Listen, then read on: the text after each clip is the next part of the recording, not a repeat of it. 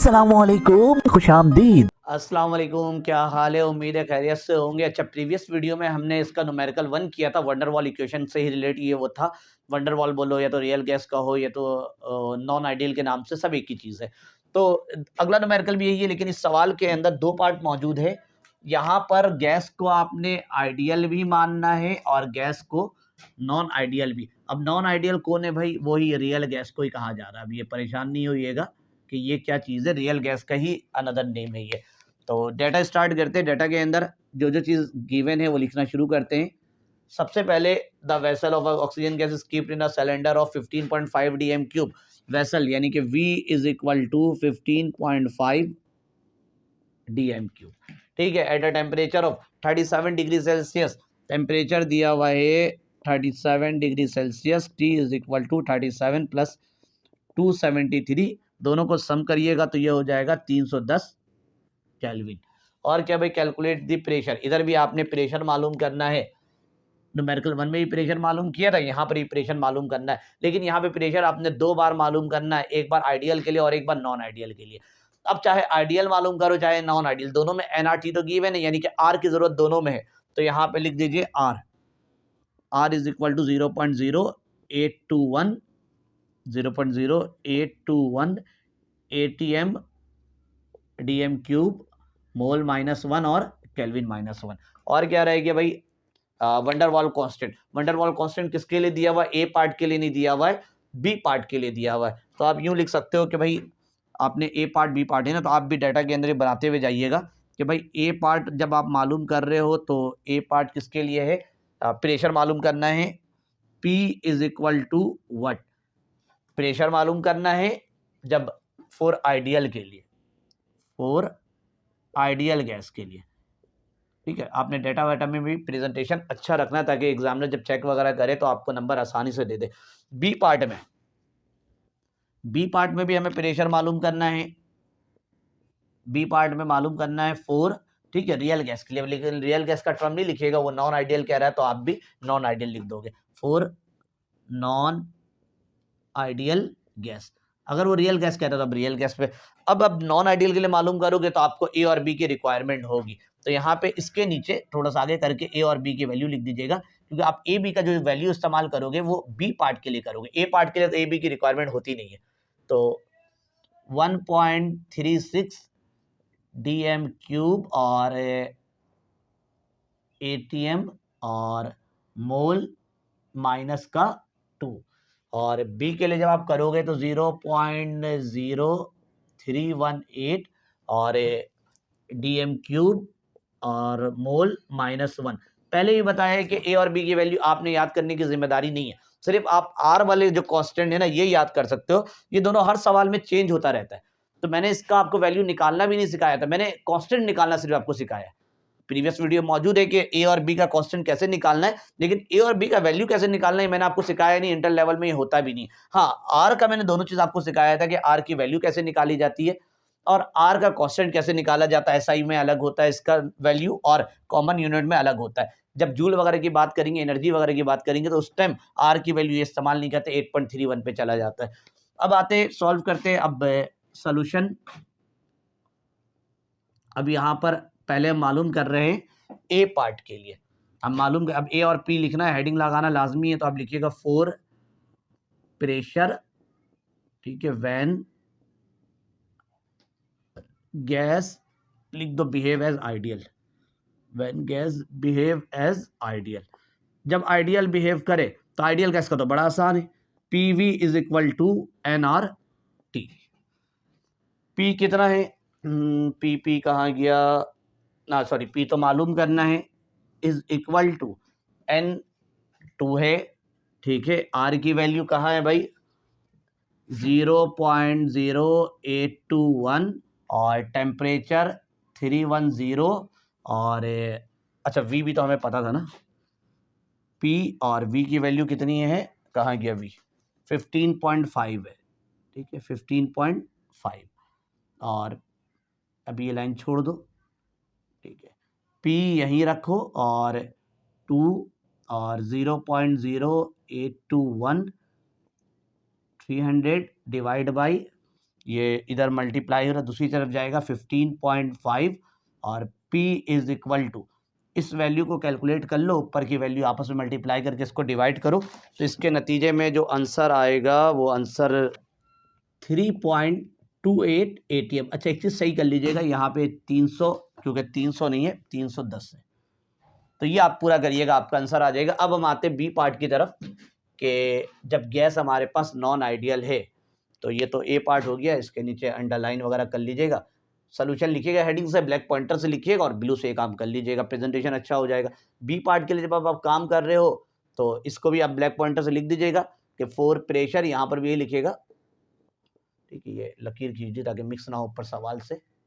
For PRESS for pressure when gas behave is, ठीक है, when gas behave as होना चाहिए, when gas behave as non ideal,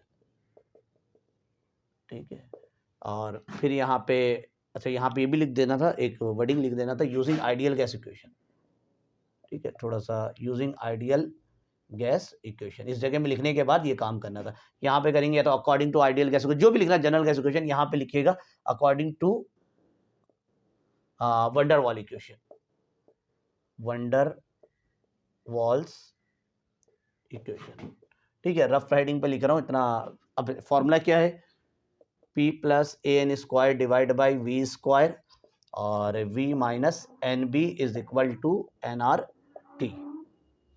P मालूम करना है, रहने दीजिए, प्लस A की वैल्यू कहाँ गई भाई, वो रही 1.36, N की वैल्यू कहाँ गई भाई, वो कहीं पर लिखा नहीं था मैंने, अच्छा 2 वेसल ऑफ ऑक्सीजन, कुछ एरर तो नहीं था सवाल पे, अच्छा 2 मोल ऑफ ऑक्सीजन लिखना था, 2 मोल्स ऑफ, वॉल्यूम गलती से लिख दिया यहाँ पे, 2 वेसल 2 मोल का वर्ड था, ठीक है, 2 मोल ऑफ ऑक्सीजन, तो यहाँ पर N की वैल्यू वहाँ तो मैंने लिख दी, यहाँ पे N की वैल्यू 2 लिखनी थी, ठीक है, 2 मोल के हिसाब से आ रहा था, ठीक है, ये 2 मोल A आया और N की वैल्यू यहाँ पे 2 और ऊपर स्क्वायर डिवाइड बाई वॉल्यूम कहाँ लिखा हुआ 15.5, तो 15.5 के ऊपर होल स्क्वायर, ठीक है, प्लस अब यकीनन स्मॉल ब्रैकेट के बाद अब यहाँ जो इस्तेमाल होना चाहिए कर्ली ब्रैकेट होना चाहिए, यहाँ पर भी कर्ली ब्रैकेट होने ही इस्तेमाल, V है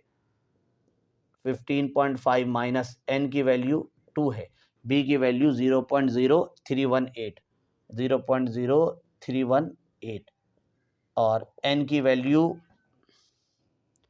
कहाँ गया 2, ठीक है, यहाँ पे मैं थोड़ा सा इधर लिख देता हूँ 2 है और R की वैल्यू आगे जगह नहीं हो रही, तो आपने बराबर में लिखना 0.0821 और टेम्परेचर 310। आप लोग ऐसे मत लिख दीजिएगा, ये मैंने सिर्फ जगह कम होने की वजह से वहाँ पे ऐसे सेट किया है। अब P यहाँ रहने दीजिए, 2 का स्क्वायर 4 है, 4 को 1.36 से जब आप मल्टीप्लाई करोगे तो मेरे पास कैलकुलेट किया हुआ है, हमारे पास जो आंसर आएगा, पहले 2 का स्क्वायर, ये तो रटा रटा आया होता, 4 आएगा, कैलकुलेटर से निकालोगे तो ऊपर आ जाएगा 5.44 डिवाइड बाई 15.5 का जब आप होल स्क्वायर निकालोगे कैलकुलेटर से तो यहाँ पर हो जाएगा 240.25, ठीक है। और अब स्मॉल ब्रैकेट में आ जाओ, अंदर का हल कर लो, 15.5 वैसे ही रहेगा, ये माइनस 2 को जब इस वैल्यू से मल्टीप्लाई करेंगे तो इसके नतीजे में जो कैलकुलेटर आंसर देगा, अच्छा डायरेक्ट आप कर सकते हो इसको, यहाँ पे मेरे पास किया हुआ नहीं, डायरेक्ट किया हुआ है कि इसको इसके साथ आप डायरेक्ट काम कर सकते हो, 15.5 को कैलकुलेटर में इन दोनों को मल्टीप्लाई करोगे, आंसर आएगा, जो भी आंसर आएगा उसको 15.5 से माइनस करिए, तो आखिरी जो आंसर आएगा वो ये होगा 15.4364 इज इक्वल टू, इस पूरे वैल्यू को मल्टीप्लाई कर दीजिए तो ये हो जाएगा यहाँ पे 50.902। अच्छा जी, अब ये दोनों ब्रैकेट मल्टीप्लाई हो रहा है, इसको उस तरह भेजेंगे तो डिवाइड में जाएगा, तो अब इसमें मैं ये जगह हटा देता हूँ, मेरे काम करें, अगर आपको रखना है तो लिखना है तो पहले इसको लिख लो फिर आगे बढ़ते। ये दोनों ब्रैकेट मल्टीप्लाई हो रहा है, ये एक ब्रैकेट है कि इसको उधर भेजेंगे तो इधर रह जाएगा P plus is equal to, वहाँ पहुँच जाएगा 50.902 डिवाइड बाई जाएगा, ये होगा 15 पॉइंट, वो 50 है और ये 15 आया 4364, ठीक है, और बचा कौन यहाँ पर ये, अब ये वाली वैल्यू को ना डिवाइड करके यहाँ पे लिख दो, तो डिवाइड करने पे जो आंसर आएगा 0.0226, 0.0226 P प्लस या चलो 0.0226। अब इस वैल्यू को इससे डिवाइड करिए तो जो आंसर आएगा 3.297, 3.297 P इज इक्वल टू, इसको उस तरफ भेज दीजिए अब 3.297 प्लस का वहाँ जाएगा माइनस का होगा 0.0226 और P इज इक्वल टू, जब इसको इससे माइनस करते हैं तो जो हमारे पास आंसर आ रहा है 3.2744। तो ये एक आइडियल गैस के लिए है और एक हमारे पास रियल गैस का, तो दोनों आंसर आ गया, एक आ गया 3.28 आया हुआ है और एक का आंसर आया 3.2744। देख लो कोई एरर तो नहीं है कहीं पर, ठीक है। तो ये आपका आंसर आ गया। अब यहाँ पर एक और चीज़ है, ATM लिखना होगा ना यूनिट के हिसाब से, क्योंकि हमने जो ऊपर यूनिट वगैरह जो कांस्टेंट लिया था वो A और B में लिया था। तो ये हमारे पास दोनों आंसर फाइनली आ गया है। अगर इससे एक MCQs के बारे में अगर आप सोचें, अगर मैंने प्रेशर करेक्शन के अंदर एक वर्ड लिखवाया था कि हमेशा रियल गैस का जो प्रेशर होता है ना वो कम होता है, इस तरह का कोई स्टेटमेंट मैंने लिखवाया था, P real is always less than P ideal. देखिए वो चीज़ यहाँ पर भी फॉलो हो गया। ये जो निकल कर आया है ये आइडियल वाला निकल कर आया है, ठीक है, आइडियल गैस का है, और ये हमारे पास रियल गैस का है। भले माइनर सा फर्क है लेकिन थोड़ा बहुत फर्क जरूर आ रहा है। ये प्रेशर आइडियल गैस का ये ज़्यादा आया है और ये कम आया, तो हम कह सकते हैं pressure of real gas is less than pressure of ideal gas. तो ये, तो जब उसको न्यूमेरिकल उस टाइम भी बताया था कि जब आप न्यूमेरिकल करते हो ना तो आपके पास सचमुच में जो आंसर आता खुद पता चल जाता है कि आइडियल गैस का जो आएगा वो ज़्यादा आएगा और रियल गैस का जो आएगा कम। ये देखिए 3.2 तो दोनों जगह सेम है, यहाँ 7 है और यहाँ पर आपको 8 दिख रहा है, तीसरे डिजिट में वो जीत गया, ये हार गया, भले माइनस का फर्क होता है। तो इसी बेस में पूरा जो काइनेटिक मॉलिक्यूलर थ्योरी वगैरह सारी चीज़ें हमने थ्योरी में पढ़ ली। आज हम फाइनली रियल गैस जो हमने पढ़ना था मुकम्मल हो गया, आइडियल पहले ही मुकम्मल हुआ था। रियल गैस के अच्छे खासे टॉपिक हमारे पास कम से कम 6-7 वीडियो बन गई होंगी हमारी, तो तमाम वीडियो आपके लिए इंपॉर्टेंट है। इसमें से ज़रूर कोई ना कोई एप्टीट्यूड के अंदर कहीं ना कहीं MCQs भी टकराता है, और अगर आप अकेडमी के पेपर वगैरह देने जाते हैं तो वहाँ पे इससे 1 से 2 सवाल लाजमी आते हैं। अब बड़े बड़े टेस्ट के अंदर कम से कम एक MCQs तो होना ही है, कभी कभार 2-3 भी हो सकता है। अलग अलग आपको पूरा A का कहानी बताया कि A की वैल्यू कब ज़्यादा होती है, पूरा A का बताया, B का बताया, फिर इनके यूनिट वगैरह, फिर R के अंदर भी हमने बात की थी। हर एक चीज़ से क्या क्या मुमकिन है सारा हमने इसके अंदर ना आपसे डिस्कशन किया है डिटेल में, सब कुछ आपके सामने मैंने आउट कर दिए के हिसाब से। जो आप लोग कहीं इंस्टीट्यूट, कॉलेज या तो बहुत अलग अलग जगहों में आप अलग अलग नामवर इदारे में जाते हो जो आपसे लाखों रुपया चार्ज कर लेता साल भर में, तब भी जाकर आपको ये चीज़ें बहुत कम मिलती हैं। जो अलग अलग जो चीज़ें मैंने आपको पढ़ाई है, तो मैंने समझ ली सब कुछ आपके सामने आउट कर दिया, सब कुछ बाहर निकाल दिया। जो जो वो पढ़ाते हैं लाखों रुपए लेकर, लोग कह रहे हैं कि पागल तो नहीं हो गए, सारी चीज़ें तुम आउट किए जा रहे हो, लाखों रुपए की चीज़ें, हमारा बिजनेस खराब हो रहा है। लेकिन मैंने अहद किया हुआ है कि हर बच्चे तक एक अच्छी तालीम रसाई हो। जो आप लोग लाखों रुपए देकर पढ़ रहे होते, जिन बच्चों के पास पैसे नहीं है तो वो फिर कैसे पढ़ेंगे, तो उन बच्चों के लिए भी आसानी हो जाए, एक अच्छी तालीम वो ले सके, ये मुकम्मल हो जाए केमिस्ट्री का, तो इंशाल्लाह फिजिक्स भी मैं अपलोड करना शुरू करूंगा आपके लिए, ताकि हर एक एक बच्चे के घर तक का ना हर टॉपिक पहुंच जाए, उसको फिर मोहताजी ना हो। बाज़ औक़ात बहुत सारी चीज़ें पैसे लेने के बाद भी बच्चे परेशान, उनको तो चीज़ें पता भी नहीं होती है।